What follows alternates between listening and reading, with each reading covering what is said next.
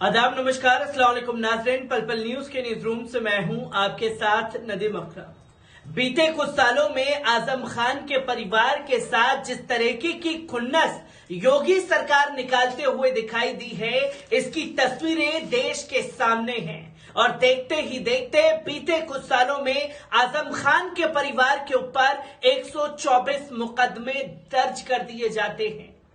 और इसकी बड़ी कार्रवाई जो है कल भी की गई, जहां आजम खान के बाद उनके बेटे अब्दुल्ला आजम की स्वार सीट भी जा सकती है, क्योंकि 2 साल की सजा दी गई है अब्दुल्ला आजम को और आजम खान को, जिसके बाद भारतीय जनता पार्टी उत्साहित हो उठी है कि जिस तरह से आजम खान की सीट पर कब्जा किया, एक सुनहरा अवसर खासतौर पर अब्दुल्ला आजम की सीट पर काबिज होने का मौका मिल गया है।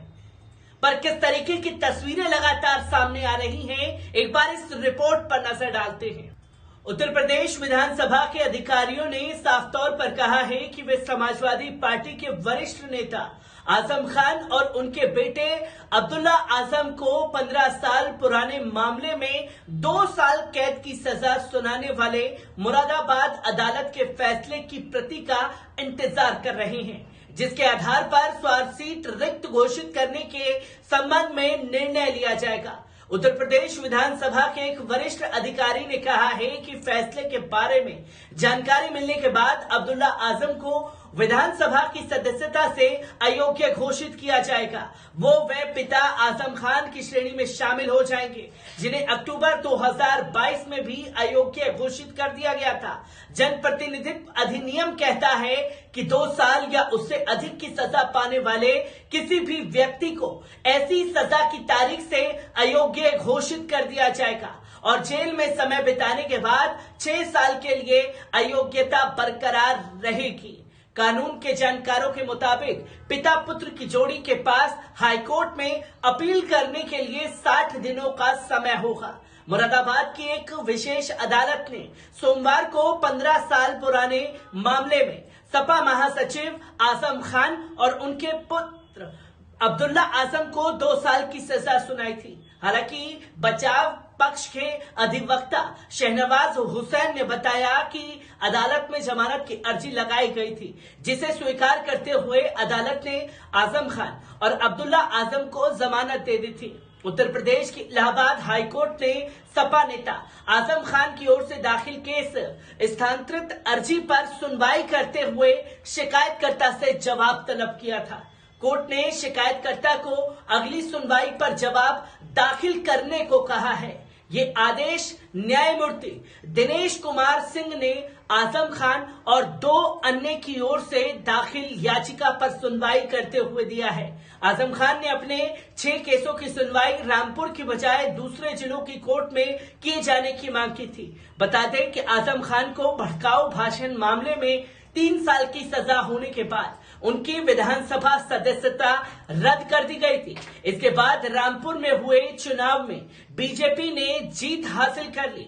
अब उनके बेटे अब्दुल्ला आजम को हाईवे पर जाम लगाने के मामले में 2 साल की सजा मिली है। उनकी सदस्यता पर भी खतरा मंडरा रहा है। जनप्रतिनिधित्व अधिनियम कहता है कि 2 साल या उससे अधिक सजा पाने वाले किसी भी व्यक्ति को ऐसी सजा की तारीख से बिल्कुल अयोग्य घोषित किया जाएगा। अब आप समझ सकते हैं कि अब्दुल्ला आजम खान एक जनप्रतिनिधि हैं। जब जनप्रतिनिधि सड़क पर निकलेगा तो उसके साथ साथ हुजूम भी होगा, और इसी की वजह से उनके ऊपर ये आरोप लगा देना और सजा का ऐलान कर देना कि इन्होंने हाईवे पर जाम लगाया है। आपको बता दें कि अब आलम यह है कि आजम और उनके बेटे अब्दुल्ला पर 124 दर्ज किए जा चुके हैं। इनमें से 84 आजम खान पर दर्ज हैं, जबकि 41 उनके बेटे अब्दुल्ला आजम पर। 4 दशकों में यह पहली बार है कि आजम खान परिवार का कोई भी सदस्य संसद या यूपी असेंबली में नहीं दिखने जा रहा। आजम के साथ उनके बेटे को 15 साल पुराने मामले में मुरादाबाद की अदालत से सजा सुनाई गई। सजा 2 साल की है। जाहिर है कि नियमों के मुताबिक अब अब्दुल्ला आजम यूपी असेंबली के सदस्य नहीं रह पाएंगे। आजम पहले ही विधायकी खो चुके हैं। फिलहाल आजम खान के परिवार के लिए अपने वजूद को बचाने का सवाल खड़ा हो गया है। 2017 में यूपी में बीजेपी को सरकार बनने के बाद से आजम खान पर शिकंजा कसना शुरू हुआ। हेट स्पीच के मामले में उन्हें 3 साल की सजा सुनाई गई तो वो उनकी विधायकी भी चली गई। चुनाव आयोग ने उनकी सीट पर उपचुनाव कराया। आजम ने जीतोड़ कोशिश की, सीट उनके किसी चहेते के पास रहे, लेकिन बीजेपी के आकाश सक्सेना ने उनके नुमाइंदे को हराकर रामपुर की सीट पर कब्जा कर लिया। अब बात अब्दुल्ला आजम की स्वार सीट से भारी मतों से जीतकर आने वाले जिस तरीके से हालत बने, अब्दुल्ला की विधायकी जाना भी तय माना जा रहा है। उनके बाद उपचुनाव होगा, उसमें स्वार सीट पर फिर से अपना परचम आजम परिवार लहरा भी पाता है या नहीं, यह बड़ा सवाल है। हालत देखकर लगता नहीं कि बीजेपी उनके यूं ही स्वार से जीतने देगी। हालांकि सपा के एक नेता कहते हैं कि आजम का समय खराब चल रहा है, लेकिन इसका यह मतलब नहीं कि वो खत्म हो गए हैं। आजम और उनका परिवार फिर से बाउंस बैक करेगा। ये सब राजनीति है और आजम को बखूबी पता है कि किस तरह से फिर से अपना वजूद कायम किया जा सकता है। हालांकि जिस तरह से बीजेपी की सरकार उनको आड़े हाथ लेने पर तुली है, उसमें लगता है कि आजम की लड़ाई उतनी आसान नहीं है।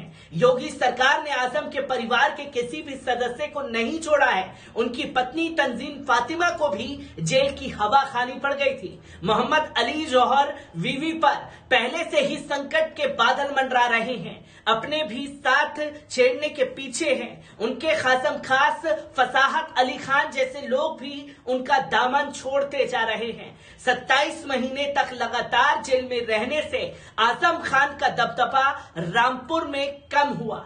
देखना दिलचस्प होगा कि राजनीति के माहिर खिलाड़ी 64 पर कैसे गोट आगे बढ़ती है। उनके नजदीकी लोग मानते हैं कि वो कमजोर हुए हैं पर खत्म नहीं हुए। उत्तर प्रदेश की इलाहाबाद हाईकोर्ट ने सपा नेता आजम खान की ओर से दाखिल केस स्थानांतरित अर्जी पर सुनवाई करते हुए शिकायतकर्ता से जवाब तलब किया है।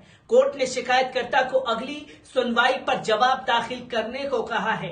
ये आदेश न्यायमूर्ति दिनेश कुमार सिंह ने आजम खान और 2 अन्य की ओर से दाखिल याचिका पर सुनवाई करते हुए दिया था। आजम खान ने अपने 6 केसों की सुनवाई रामपुर के बजाय दूसरे जेलों में ट्रांसफर करने की बात कही थी।